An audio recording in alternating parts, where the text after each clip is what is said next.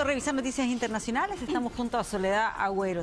Sí, Pati, en un día en el que se cumplen 3 años, ¿no?, de la invasión rusa a Ucrania, una fecha que han conmemorado, como vemos ahí en Kiev, con la presencia del presidente de ese país, Volodymyr Zelensky, que estuvo acompañado además de otros líderes de Europa, de países además como Canadá, como fue el caso del primer ministro Justin Trudeau, que también estuvo presente, y con el principal mensaje que trató de enfatizar y que fue: cualquier acuerdo acá tiene que incluir garantías de seguridad para Ucrania, porque, en sus palabras, la seguridad de Europa depende de la seguridad de Ucrania, y con nuevos anuncios que hubo de parte de la Unión Europea de aumentar la ayuda que se ha estado entregando, nuevas sanciones contra Rusia, y se mencionó además una de las promesas que se había hecho, que claro, no es fácil, que es que Ucrania pase a ser parte de la Unión Europea, y aquí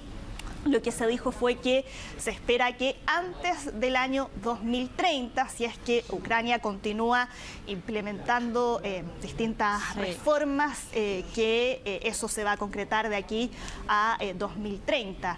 Un aniversario que se da además en medio de todas las tensiones que ha habido entre Donald Trump y Volodymyr Zelensky, donde escuchábamos el cruce de palabras en el que Donald Trump llamaba dictador sin elecciones a Zelensky, y además con Ucrania, que ha sido completamente dejado de lado de todas las conversaciones. Decía como que no es necesario que estuviese en esas conversaciones. ¿Te acuerdas que al inicio, cuando recién se informaba de esto, dentro de los análisis que se hacían era que Rusia apostaba porque este iba a ser un proceso rápido? Sí, que en 2 días ya iban a tener el control de Ucrania, y ya estamos en una guerra en la que se cumplen 3 años, y el gran ausente de esta conmemoración que hubo en Ucrania, que fue el presidente francés, Emmanuel Macron, quien no estuvo porque hoy día se va a reunir con Donald Trump para pedirle precisamente que todas las negociaciones por la paz incluyan a Ucrania y también a los aliados europeos.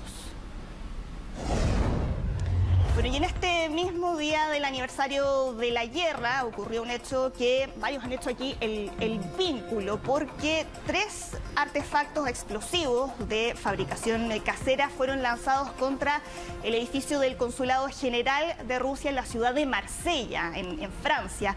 No hubo personas heridas, 2 de esos artefactos explotaron, pero sin que eso causara daños de gravedad.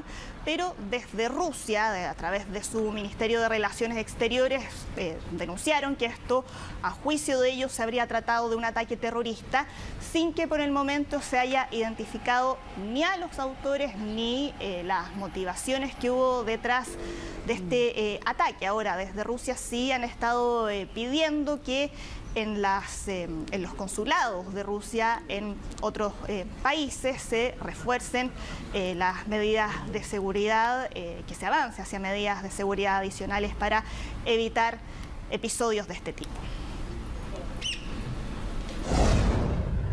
Vamos a revisar también lo que ocurrió en Alemania con los resultados de las elecciones generales, elecciones anticipadas, recordemos, a las que había convocado el canciller Olaf Scholz después de que colapsara la coalición de gobierno, la coalición Semáforo. ¿Y qué fue lo que ocurrió? Los conservadores de la CDU, de la Democracia Cristiana Alemana, fueron el partido más votado, con el 28,6% de los votos. Y, por lo tanto, si es que se logra ahí armar coalición, lo más probable es que tenga que hacer alianzas con los socialdemócratas de Olaf Scholz. Ahí lo más probable es que Friedrich Merz sea el próximo canciller de Alemania. ¿Cómo le fue a la candidata que apoyaba a Elon Musk? Recordemos que hubo ahí una polémica importante al respecto. Ahí la veíamos a Alice Weidel, que es la líder de Alternativa para Alemania, la ultraderecha en ese país, que todas las encuestas vaticinaban que iba a lograr el segundo lugar, y ese vaticinio se cumplió, su mejor resultado histórico, con más del 20% de la votación, pero desde la CDU le cerraron la puerta completamente a la posibilidad de formar una alianza con la ultraderecha. ¿Qué está pasando con la salud del Papa Francisco? El último parte indica que sigue hospitalizado, que está aún en estado crítico por esta neumonía bilateral que lo afecta, también experimentado insuficiencia renal leve, pero de acuerdo al último parte médico, pasó una buena noche, está ahora descansando después de los problemas respiratorios que sufrió el fin de semana. Había sufrido una crisis asmática, dijeron que está de buen ánimo, que se está alimentando normalmente, pero siguen refiriéndose a su estado de salud como un estado crítico.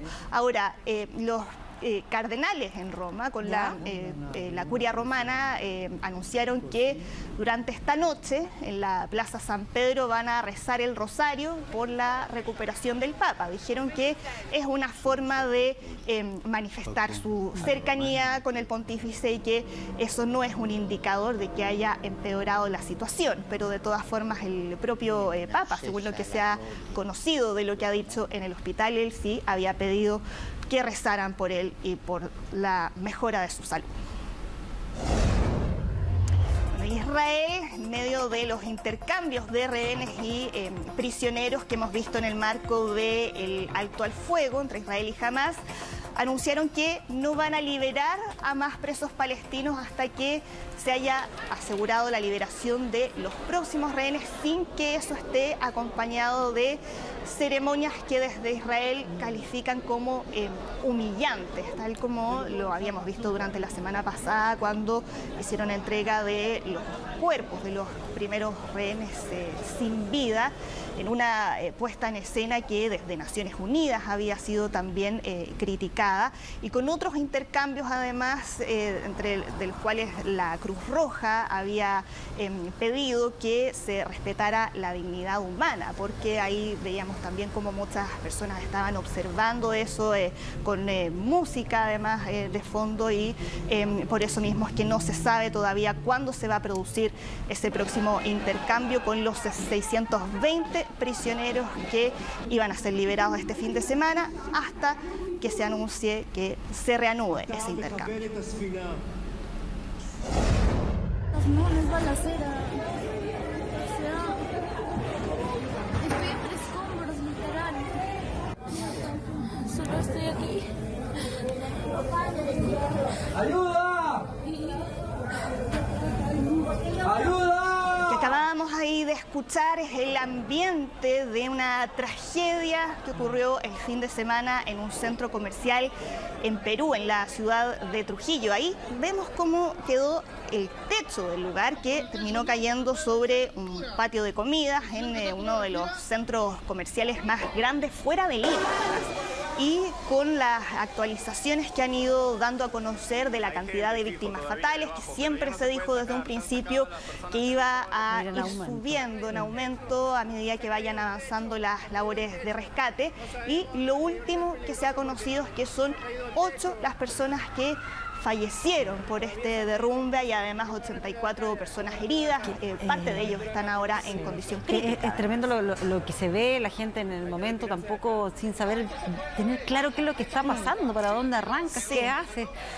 No sé si hay más detalles sobre qué es lo que provoca esta caída, más detalles sobre ese aspecto más bien técnico. Sí, todavía no hay claridad, eso se está todavía investigando. Lo que hemos ido conociendo ha sido a través de los relatos de los testigos, que decían que primero se había escuchado una especie de vibración y después vino el derrumbe. Pero hay otro dato además, Pati, y es que el año 2023 este centro comercial ya había sido cerrado por deficiencias en su infraestructura, pero pocos días después de que se detectara ese problema reabrió, pero lo cierto es que la causa de esta tragedia sigue siendo materia de investigación.